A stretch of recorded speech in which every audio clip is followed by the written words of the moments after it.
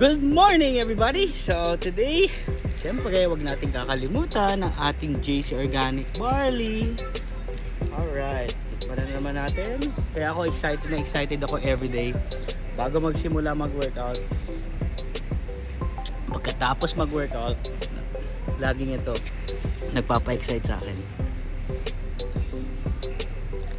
Okay, so ngayon pag-uusapan natin, madami kasing nag-i-inquire, ang daming tumatawag sa akin about kaya ko ba yung ginagawa mo?